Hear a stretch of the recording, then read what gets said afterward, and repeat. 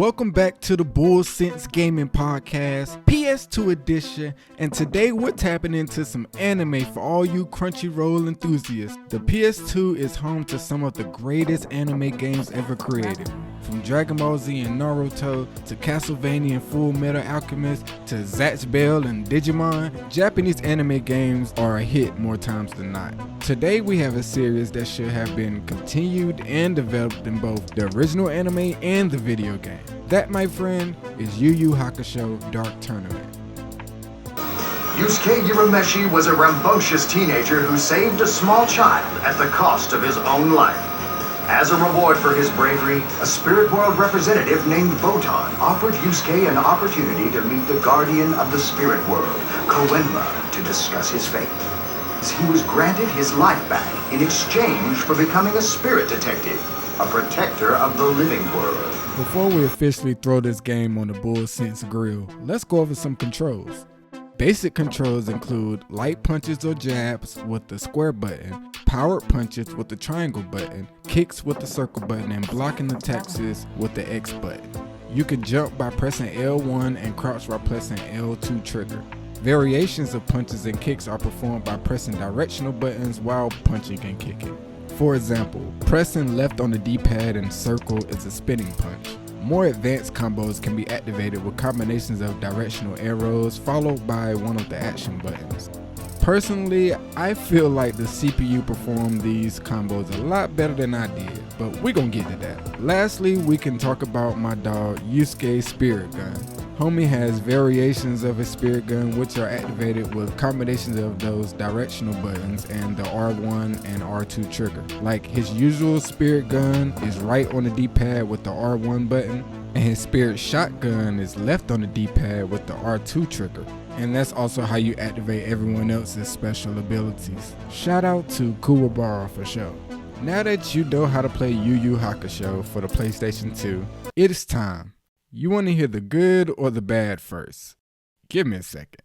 Johnny ate a booger and it tastes like sugar. He put it in a pot and it tastes like snot. Okay, the good. As a YuYu Hakusho fan, I enjoyed playing the game despite what you will hear from the bad. The cutscenes during the Dark Tournament from the actual anime prompts a nostalgic feeling, so if you're a fan of YuYu Hakusho, it is definitely possible to enjoy this game, especially if you're playing multiplayer with a buddy. Unfortunately, that is all the good that I have for you. This is the Bull Sense Grill. Sentimentality ain't gonna get you home. Truth is, the game feels like the developers left fighting for last and their deadline caught them by surprise. Like, I can't tell if I'm pressing the buttons faster than my character can move or the latter while I'm trying to chain together these combos. You can figure out a way to adapt to the game's delayed fighting style for sure, but me personally, I could not get it together. Those cutscenes that I mentioned earlier can also sometimes be lengthy, and this load time does pale in comparison to Samurai Western. Yes, Samurai Western is now the standard when it comes to load times in between action. I sincerely think the combat is only bad relative to other 1v1 fighting games in YuYu Hakusho.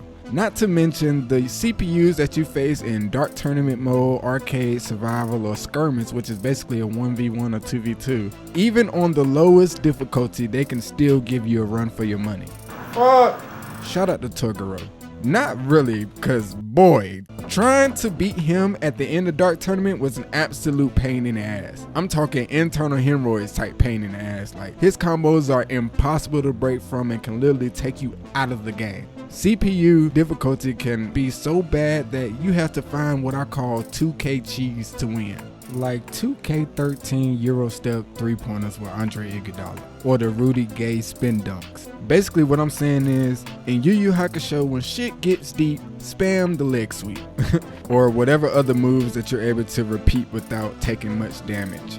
That strategy does not always work though. Like, just imagine playing YuYu Hakusho on the PlayStation 2 on the lowest difficulty, and you're just spam leg sweeping the CPU opponent, and then all of a sudden the CPU pulls a Uno reverse card and he starts spam leg sweeping you. Like, man, I was going through it playing this game, no cap.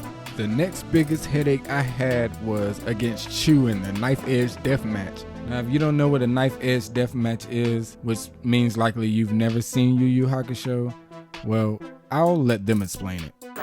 Take off your shoes and put your foot in front of the knife.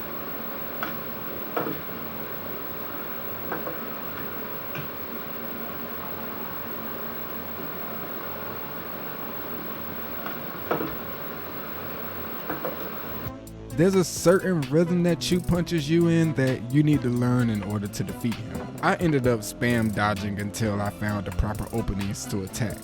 The frequency that the CPU blocks your attacks at is just outrageous, not to mention all the missed attacks I tried to land even when my opponent was right in front of me. I think the worst part of my experience was actually unlocking all of the characters. My dumbass thought all I needed to do was beat the Dark Tournament mode to unlock all the characters. No, you have to beat rounds of survival mode, complete full arcade mode, and beat people on hard mode with specific characters to unlock the rest of the roster. Man.